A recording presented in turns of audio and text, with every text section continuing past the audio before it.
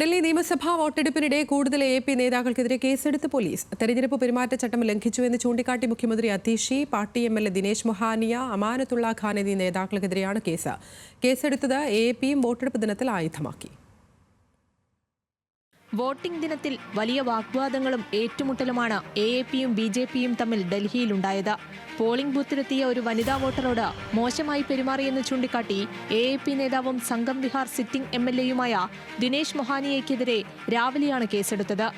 Flying kiss നൽകിയെന്നും സ്ത്രീത്വത്തെ അപമാനിക്കുന്ന ചേഷ്ടകൾ കാണിച്ചെന്നുമാണ് മൊഹാനിയയ്ക്കെതിരായ പരാതി.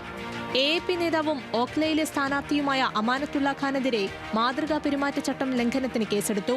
വോട്ടെടുപ്പ് ആരംഭിക്കുന്നതിന് 48 മണിക്കൂർ മുൻപ് പ്രചാരണം നിർത്തിവെക്കണമെന്ന നിയമം ലംഘിച്ചതിനാണ് കേസ്. നിശബ്ദ പ്രചാരണ സമയത്ത് അമാനത്തുള്ള ഖാൻ 100-ലധികം പ്രവർത്തകർക്കൊപ്പം സാക്കിർ നഗറിലെത്തി പ്രചാരണം നടത്തിയെന്ന് പോലീസ് പറഞ്ഞു. മുഖ്യമന്ത്രി അതിഷിക്കെതിരെ പെരുമാറ്റച്ചട്ട ലംഘനത്തിന് ഡൽഹി പോലീസ് ഇന്നലെയാണ് കേസെടുത്തത്.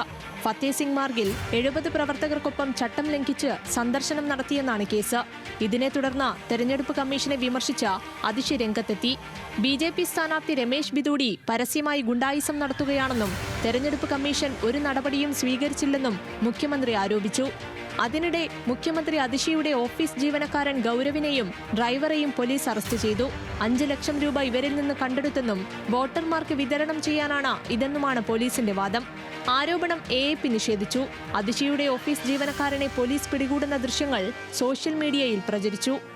AAP അധ്യക്ഷൻ കെജ്രിവാളിനെതിരെ ഹരിയാന പോലീസ് കേസെടുത്തത് കഴിഞ്ഞ ദിവസമാണ്. യമുനയിൽ ഹരിയാന സർക്കാർ വിഷം കലർത്തിയെന്ന പരാമർശത്തെ തുടർന്നായിരുന്നു case. National desk, news Malayalam.